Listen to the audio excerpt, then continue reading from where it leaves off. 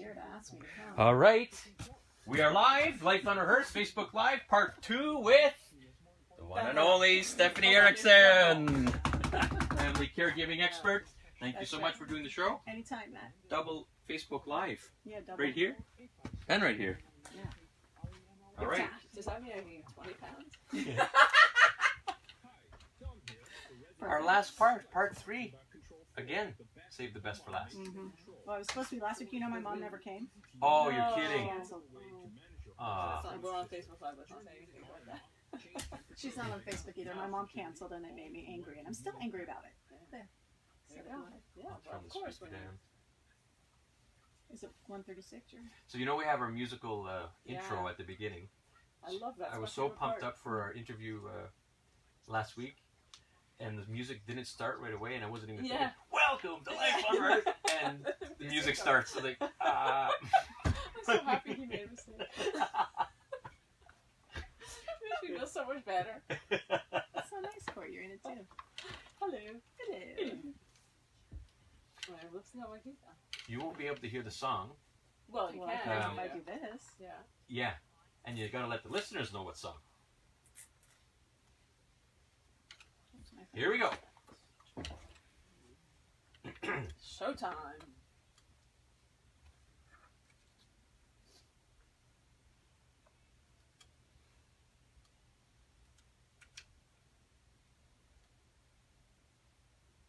And welcome back to Life Unrehearsed. I'm Matt Delvecchio, specializing in free retirement home search and senior transition support. And I'm Corey Sirota, clinical social worker and psychotherapist specializing in grief and loss. I love to talk. It's no big surprise. I love to talk. I had a great experience this week at the QPAT, which is the Quebec Provincial Association of Teachers. I delivered 2 workshops. It was a lot of fun. Unfortunately, it was only for teachers and administrators within the school system. But Matt, you are speaking, and it's not only for a certain demographic. Yeah, no, actually, looking forward. This Thursday, my wife Stephanie Cadu and I will be talking about the whole process of what to look for in downsizing and maximizing the value of your home and senior living. So that's this Thursday at the Contactivity Center in Westmount around lunchtime. So really looking forward to that presentation. Now, Corey, our 3rd part of a Caregiver Series, saving the best for last. That's right. Take it away. That's right. So, in fact, when we speak about caregivers, just so you know, 1 in 4 Canadians are considered caregivers. In fact, the odds that you will be, may already be, or certainly know someone who has been, is probably close to 100% at this point. And that's why we are very fortunate to have, rounding up our series, Stephanie Erickson, Family Caregiving Expert Extraordinaire. Stephanie's a social worker and, as I mentioned, a family caregiving expert. She runs a clinical practice, Erickson Resource Group, which provides support to individuals with dementia and their families. She's a regular columnist for breakfast television and is a media commentator for television and radio programs throughout the U.S. and Canada. And she's a friend. So very much welcome to the show, Stephanie. Thanks, Corey, and Welcome. thank you, Matt. Yeah, welcome, Stephanie. Glad Appreciate you're it very here. much. So let's start with such an important and very basic question. Can you define caregiving? I think it's funny you're asking that because I think people would define it differently, actually, because I think that some people might think of caregiving as caring for seniors when really it's much broader than that. You know, my son has anxiety, and in a lot of ways I feel like a caregiver, even though it might not impact me every day, it's still something that I'm doing. I have anxiety. My husband's probably a caregiver for me, you know, so I think it's a lot broader than what we think, but it's basically just providing care and support for someone that we love or care about. And Stephanie, you saw this firsthand. You deal with it daily, but I'm very interested to hear about this web series you're doing because you've seen not just caregiving for seniors, a full broad spectrum of caregiving. Tell us a little bit more about that. Yeah, it was amazing. North of Now is the production team that put it together. The series is called Caring for Those Who Care, and it's on the Stories for Caregivers website or Facebook page. It launches actually tomorrow, Matt, which I forgot to tell you. Yeah. You know, we'll post that on our Life Unrehearsed Facebook page. That would be great. Thank you. It was amazing because I got to travel across Canada. I met 4 different caregivers and the person that they care for. And it was, yes, there was one woman who cared for a senior, But there was 3 other very different caregiving situations. There was a woman whose child has a genetic mutation, so she has all of these, physical and cognitive disabilities. Mom cares for her. I also saw someone who's a professional caregiver who brings people who have autism, adults who have autism, into her home. And then the 4th family was a woman who's caring for her husband who has recurrent brain cancer. So again, it's a very broad spectrum. Yeah. So with all that, can you give us an idea of what might be one of the biggest challenges that you see in caregiving? What I heard from the 4 of them and what I see in Montreal every day is really access to resources. I mean, I think, the system in every province provides some things, but it's very difficult to understand. Funding changes, resources change. It's navigating that system, really fighting for what you think you deserve, and then it's also being able to pay for things outside of what's in the system, and not everybody can do that. So that's probably one of the common things that I hear from all caregivers. It's interesting. That's Stephanie Erickson here with us on Life Unrehearsed. Stephanie's a family caregiving expert. And it's funny, Corey, because last week that this came up exactly what you're talking about. Sure, yeah. It's obviously a challenge about advocating and trying to deal with the system. Beyond that one, what other challenges do you see caregivers facing? Well, kind of along the same lines is that caregivers don't often get things for themselves. So a caregiver is at a medical appointment, and everything is about I'll just use the term patient for right now. It's about the person who has the disability, problem, illness, whatever it might be. And everything is focused on that person. And then the caregiver is kind of secondary. Everybody's forgetting that without the caregiver there, that person's not going to get the support that they need. So they should really have some equal resources and information given to them. So I think that's another challenge, is that caregivers don't get what they need for themselves personally to take care of themselves. So true, absolutely. I think, that whole adage about putting the oxygen mask on yourself first, we tend to forget that, and you can't help anybody if you don't help yourselves. So you've mentioned a couple of challenges. What about some suggestions to tackle these challenges? Well, I think it's really important for a caregiver to always understand and really believe that they matter equally to that of the patient or the person who has the challenge. Because I think if you set that in your mind and you know that you are just as important, you're more likely to actually take steps to do stuff for yourself. One of the women in the series, her name is Erickson. She takes care of her husband who has recurrent brain cancer. This woman is a rock star. She runs marathons, and she doesn't really have a lot of support locally to her, but she has worked it out in her schedule to have running be a part of every day for her. And that's her saving grace. It's what keeps her moving. And I think that's one of the major suggestions, is caregivers really need to find a way to take care of themselves. There's a guy here in Montreal. I did an evaluation last week, and he cares for his wife who has Alzheimer's, and 4 days a week he brings in respite care, and he goes to the gym. And he's in his 80s. He was reminding me of actually the gentleman you just said before. He's in amazing shape. And again, I think that's one of the biggest things, is caregivers really need to take care of themselves. How do you navigate that without feeling guilty? I think that if you tell yourself you matter, then you just matter and you do it. And if you feel guilty, then you feel guilty, but you do it anyway. It's so true. Stephanie Erickson, family caregiving expert, with us on Life Unrehearsed, giving some wonderful tips and advice. Stephanie, and it's so true what you're saying. We hear that time and time again. We're going to take it one step further. And a caregiver, you tend to have almost a superwoman or superman approach to dealing with it, and sometimes you reach the breaking point. What happens when it has simply just become overwhelming? You're on the verge of a nervous breakdown. You're cracking. What do you do at that point? Well, hopefully you will not get to that point, because you will have taken steps in advance. I mean, it's the same thing with just living life daily, right? For all of us who aren't even caring for somebody, we have to think in advance and know that what our own signs and symptoms are, and start to take care of ourselves in advance. But if you get to that point, you have to tell somebody, because it's not an unusual place to be for an average individual, for a caregiver, for anybody to reach that point where you feel like you can't do it anymore. And there are people out there who can help you, who can support you, who can step in, whether they're professional or non-professional. Examples would be? Well, I mean, you can go, there's actual respite residences where someone can go and spend a week or 2 weeks at another location to give the caregiver some time. Sometimes you have to reach out to your family, who may not be as involved, and just basically say, we need to have a plan in place, I need that support, or private care that you can bring into the home as well. Okay, lots of good suggestions. I can't keep up. I got to write them down.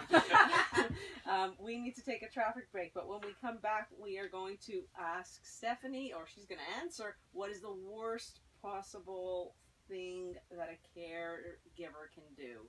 That'll be right after we hear from Lauren Glazer. The worst thing that a caregiver The worst can mistake. do. The worst mistake. So, The worst. I mean, you could reiterate I would taking care about of yourself, taking yeah. care of yourself, and then I mean that would be the number one answer. I think you hit it right on the head about, and this could segue about maybe even advocating. You know, our question about meeting with a healthcare person. Yeah. Mm-hmm. So one of the answers could be, you know, you do have to fight. You can't. It's not going to come to you, right? And then that could segue right into that. Okay, Stephanie, here's the scenario. You're about to meet with this healthcare person. I saw a wonderful post on Facebook about what do you do to prepare for that meeting? To prepare for the actual healthcare meeting. Yeah. Because the other thing I wanted to ask that wasn't in here is, like, you. So I said about you being a professional. What do I do? I want, like, what do you do exactly? You know, someone's like, you are a caregiving expert, so I call you, and what happens? Well, I mean, then we're going to talk about my local practice of what I do. Did you? Or it's not. You didn't want that. I mean, I don't mind answering the question. If And we actually, needed it, I will we be might. launching like Skype phone support where you can like pay online. So I'm going to start launching that soon. But you know what? I think that might be a good way of, in our thanking you, and there's caregivers listening. How do people get a hold of you? Yeah. And, you know, that would be maybe expand on that, what you do, you know, because I think that would be a good, honest question. And I'm thanking you. Yeah, whatever. So we'll get into the biggest mistake. Biggest mistake. Yeah. Well, the question was supposed to be one of the worst things you can do. Yeah, I changed it. I changed it on mine to mistake. You know, the biggest mistake you could do as a caregiver, and then take care of yourself, and then maybe advocate. And then if you touch on that a bit, then I'll jump in. Say, I saw a wonderful Facebook post on you're about to have a meeting with a healthcare person. What advice can you give? That's, I think, is going to be really interesting. You know, people are listening. So we will have time. We're going to have time probably to briefly mention the importance of getting your legal work in order. And you could 30,000 foot it, you know. Or we can go more in depth because there's a lot of things you can do to prepare for a healthcare meeting. Okay. I mean, I can give you like, go do this, or we can chat about like it. that. Well, I think I go into the healthcare meeting. People so I'm going to come back with the worst thing, and then you're going to ask about the healthcare? Yeah, because part of your answer will be advocating, right? Okay. Well, it's squeaky wheel gets the grease type thing. Well, yeah, I mean, there's two things that a caregiver can do that are mistakes. One is believing that they don't matter in the equation. And the second thing is thinking that they don't have a voice. Yeah. That their voice is not as valuable as a professional. Yeah. But you also want to mention taking care of yourself, right? Well, that's what I'm saying, when they feel like they don't matter. Oh, I see, okay. And I'll expand. And then the second is thinking that they don't have value in a meeting, and they do. Okay, and then I'll jump in and then with we that. can talk about Perfect. that. Yeah. And then Facebook Live, do you hear it all? Now they're not going to watch because they're not going to answer. Are we on? No. It's fun to actually see. You're not doing the other. It's time to fix your eyes, not your phone size. No, because I decided I really want to pursue in front of the camera, and I have to focus. It's too broad, so I just decided to. Which I think is a smart move. So I'm in the works with the director, actually, from North of Now Films. When I was telling you, I had an idea, and now we're going to do it together for a show, and we're working on that. So we'll try and get funding. It'll be more fun in front of the camera stuff. Yeah. So, anyway. Good. All right, this is now there's Corey, and here's Matt on this side. He's more important. He has 2 computers. Corey has 1. She's second important. I have none. I'm the least important. Actually, we just get to hide behind our computers. Yeah, exactly. Oh, here we go. Okay. You're coming back.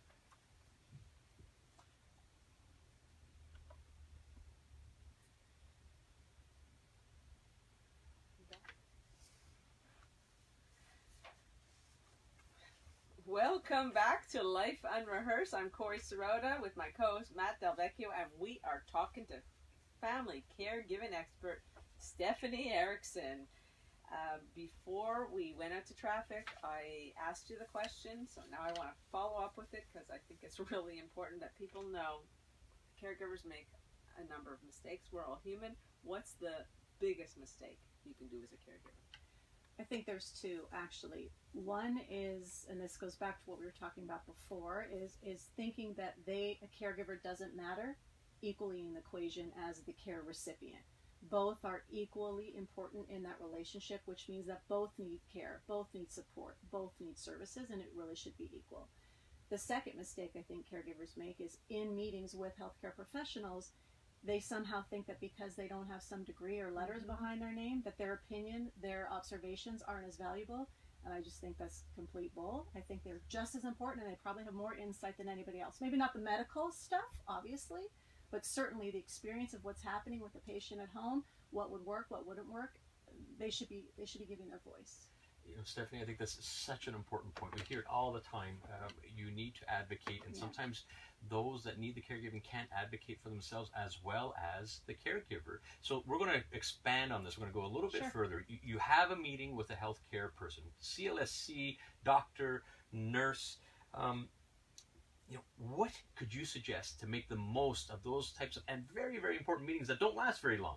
No, they don't, and it's intimidating, right? Because you're like, oh my God, I only have this professional for 7 minutes. Not maybe 7 minutes, that's probably long. 3 minutes, what am I going to do? So I think leading up to that meeting, when you know that it's coming, you could have some sort of a jar at home, write down some questions that you have, and just start throwing them in the jar as things pop up. Then a few days before the meeting, take out all those thoughts that you had, put them down in writing, and if you can send them in advance, fax, email, or even in the mail, if it's working now. Is the mail going now? Send them ahead of time. I think that gives the professional a moment to kind of get the resources and they don't feel on the spot. I think it's important for professionals not to feel on the spot, because when they do, then they want to shove you out of the room. They dread the meeting with you because they feel like they're going to be attacked. So I think it's good to give them a chance to prepare. You want me to keep going? Yeah, sure. No, please because do. Stephanie Erickson, Family Caregiving Expert, giving advice. You're about to go into a meeting with a healthcare worker. Very valid points. And I think the most important one is you have a voice. Yeah. And unfortunately, in our wonderful healthcare system, sometimes your voice has to be louder, because I guarantee you, the family coming in after you, they're going to be speaking loud as well. So you do have to fight. Yeah, absolutely. But I think to balance that with also being reasonable, and I think it's important in all situations, in all relationships, that we always acknowledge the positives as well. So you might say to the healthcare professional, I realize that you're really busy, that you have a lot of files in front of you. I realize and I appreciate that you've done this and you've done that, but here are a few other things that I'm concerned about. Because it lowers defenses for people, which I think then they're more opening to listening to you. And you also have to be reasonable about what can be given to you as well. You may want more, but it just may not exist. And so I think we have to keep that in mind as well. It's funny, Corey, we had a doctor on our show who said exactly that. Just be respectful. Okay, I appreciate what, you gotta get your information, but if that respect level is there, you usually accomplish a lot more. Yeah, for sure. It's there's so much to this, and I think people, as you said, get very overwhelmed, and you with the medical degree, with the questions, with what do I say first, how do I compartmentalize or prioritize? Any suggestions about prioritizing what you would bring to any of these meetings? I think safety and risk is always number one. So you want to think about areas or situations that you have in your home that are posing a risk or a threat to your own well-being or to somebody else's. That, I think, would be number one. And after that, I would just think about comfort and also integrity of services as well, right? You want to have dignity. You want to have respect when services are being delivered. I think it's important because the people who are receiving care are vulnerable. So for me, that would be a priority too. I also suggest you have someone else in the meeting with you, if you can, to take notes, because 4 ears are better than 2. And we often get overwhelmed or can get emotional. And so I think it's good to have the second set of ears if you can. Stephanie Erickson, Family Caregiving Expert, giving some excellent advice. We're quickly running out of time, but Stephanie, I know you're a big proponent about getting your legal paperwork in order. Wills, power of attorneys, mandates. tell us a little bit more and what you should highly suggest if you're listening. Yeah, well, if for some reason at some point you're not able to speak up for yourself, you definitely want to know that somebody knows what you want and somebody has that information. And the only way to really do it is to put it in a legal document, and you want to follow that up with conversations, obviously, with your family as well, so they understand your wishes and can respect them and to make sure to follow through. It's good to get a notarized document because then there's not any challenges down the road, but you don't have to do notarized. You can also just write stuff and have signatures and stuff, but I really suggest a notarized document. It makes it easier later on when you need to use that document. Thank you so much, Stephanie, My for pleasure. all of these great tips and advice. It's the beginning of a conversation. I know you mentioned earlier there's a web series that's going to be very important that you are thankfully rolling out, and we're going to put the link to that on Great, thank you very much. Life Unrehearsed Facebook page so that people can have access to it. How else can people get a hold of you? Well, they can follow me home from the studio. Oh no, I'm in with Matt and Corey. Don't follow us home. You can reach me on my website, ericksonresource.com. You can catch me on Facebook, Stephanie Erickson, media commentator, family caregiving expert. Of course, I'm on Instagram, even though I'm old. I still have Instagram, and that's at Steph Erickson Host. She is Miss Social Media all over, so you just got to type in Stephanie Erickson and you're going to get a whole bunch of information. Yeah. Thanks so much for your time. Next week on Life Unrehearsed, how breast cancer survivors are making a difference through dragon boat racing. And we're also going to be talking about the process and the joys of adoption. Corey, it's going to be very interesting. We get a lot of requests on that one. And you can catch us on Life Unrehearsed on CJD 800 every Sunday at 4 p.m. Thanks for being with us. All right. Thanks for watching, whoever that is oh, right. they just turned it off. It was probably for you. Thank you. Also on Life Unrehearsed Facebook Live, we could do a double thing here now. See, behind the scenes. I just turned it Oh, off. you did? Though. Yeah. Ah. So now how do I do this? I do share. You just do share now, yeah. Okay. All right. Bye. Bye-bye. See you next week. Bye.